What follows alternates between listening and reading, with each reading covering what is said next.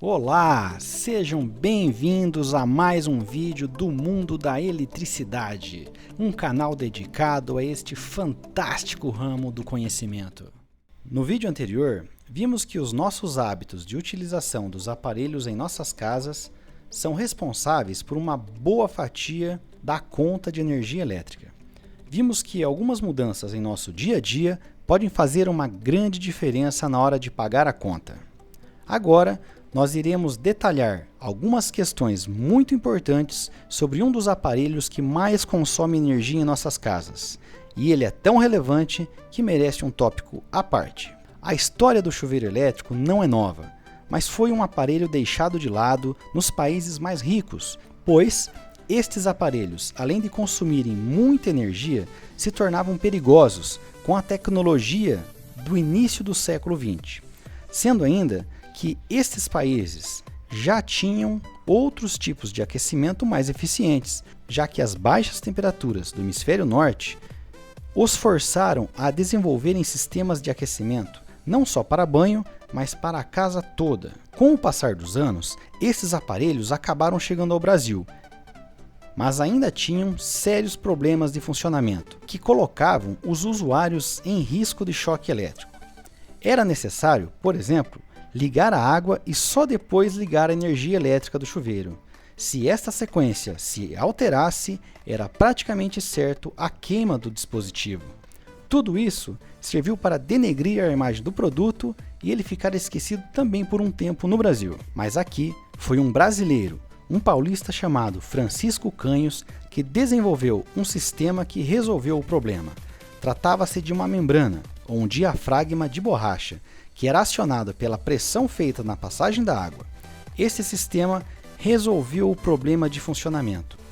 Canhos, então, começou a fabricar seus produtos de maneira artesanal e vendê-los de porta em porta na cidade de Jaú, no interior paulista, onde vivia. Logo, as vendas aumentaram tanto que ele construiu uma fábrica para esses produtos no ano de 1943. Embora Canhos tenha solicitado a patente, seu procurador deixou de pagar a licença e a mesma foi perdida. Algum tempo mais tarde, a fabricante Lorenzetti acabou conseguindo a patente permanente deste dispositivo. Apesar de não ser engenheiro, Canhos era famoso em sua região por ser um verdadeiro projetista de aparelhos elétricos, criando várias soluções na época, chegando a ter 200 patentes registradas de seus projetos. Francisco Canhos faleceu de causas naturais no ano de 1988. Com estas melhorias, os chuveiros se popularizaram e hoje estão presentes em quase 95% das casas dos brasileiros. Seu funcionamento satisfatório, aliados ao relativo baixo custo de aquisição, o tornaram unanimidade em nosso país. Um dispositivo simples, composto geralmente de grupos de 2 ou 3 resistores, que aquecem a água e podem ser selecionados de maneira fácil pelo usuário. Seu maior problema sempre foi a potência necessária para aquecer a água, ficando geralmente entre 4.000 e 7.000 watts. Com 3 níveis de potência à disposição, o usuário fica condicionado a usá-las, mesmo que seja superior à necessidade do momento, obrigando ainda a usar mais água para a temperatura ficar confortável. Para ficar claro, vamos dar um exemplo. Imagine um dia de verão, com uma temperatura agradável de 25 graus. Nestas condições, uma pequena aquecida na água já seria o suficiente. Mas o usuário tem disponível somente 3 opções de potência, sendo a menor, por exemplo, de 2.000 watts. Isso torna a água muito quente.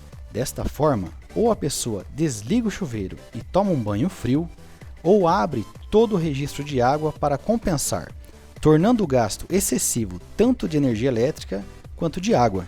Por muitos anos, era isso que se tinha disponível no mercado.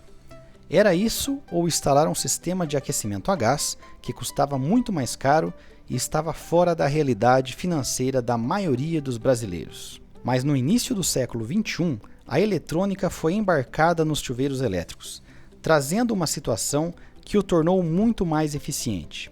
que tornou possível, através de um potenciômetro, selecionar sua potência em uma escala gradativa, que vai praticamente de 0 a 100%, deixando a cargo do usuário escolher exatamente qual a temperatura que ele deseja. Isso é tão relevante que um chuveiro eletrônico com potência de 7.000 watts pode estar trabalhando consumindo menos do que outro chuveiro elétrico convencional que tem a metade de sua potência. Mas como isso é possível? Com o uso da eletrônica, foi possível fazer o controle de potência sobre o chuveiro. O avanço tecnológico disponibilizou novos componentes eletrônicos que são capazes de suportar tal potência e trabalhar diretamente com a tensão da rede elétrica, sem necessitar de grandes etapas eletrônicas, tornando o arranjo eletrônico simples e acessível. E para aumentar ainda mais o conforto, muitos fabricantes incorporaram aos seus chuveiros uma mini bomba pressurizadora, já que muitas vezes a pressão da água é insuficiente para um banho agradável. Estes dispositivos também têm versões que podem ser adquiridas separadamente, para ser acoplado em um chuveiro convencional, por exemplo.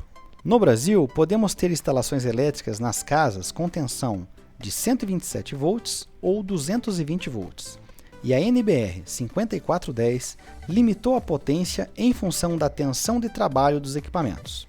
Teremos um vídeo explicando o porquê disso nos próximos dias. Por esse motivo, os chuveiros que trabalham em 127 volts devem operar no máximo com 5.500 watts. E os chuveiros que trabalham com 220 volts podem chegar à potência de 7.500 watts. Para as regiões do país onde o frio não ocorre com frequência, um chuveiro de 5.000 watts já pode ser o suficiente.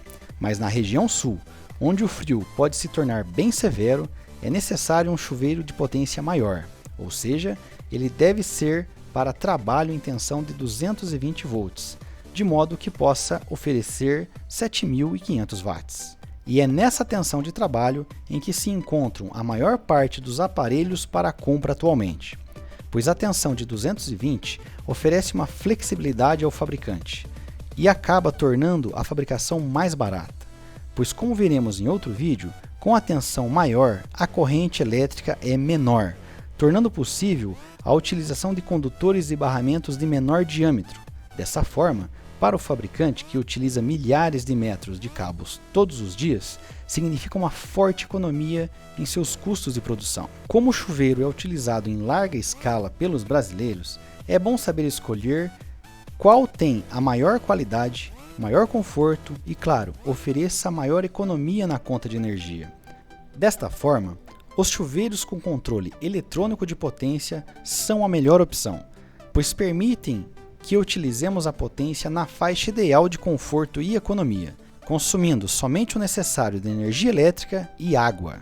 Neste ponto, é bom fazer uma observação. O fato do chuveiro trabalhar em tensão de 220 volts não significa que ele seja mais econômico do que outro aparelho de mesma potência que trabalha em 127 volts.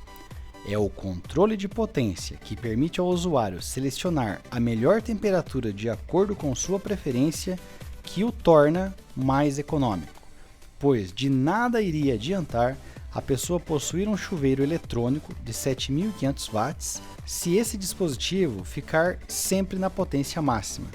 Como sempre, os bons hábitos e bom senso ajudam muito na economia. Haverá ocasiões, principalmente em regiões muito frias, que os chuveiros precisam ser colocados em potência máxima, mas mesmo assim, poder atuar nesse controle garante uma grande economia com um dos aparelhos que mais consome energia em nossas casas. Nosso próximo vídeo trará os defeitos mais comuns nos circuitos elétricos residenciais, que expõem os moradores ao risco e geram um consumo indesejável de energia elétrica. Termino esse vídeo com uma frase dos nomes mais importantes da eletricidade, Nikola Tesla. Nossas virtudes e nossos defeitos são inseparáveis, assim como a força e a matéria. Obrigado e até a próxima.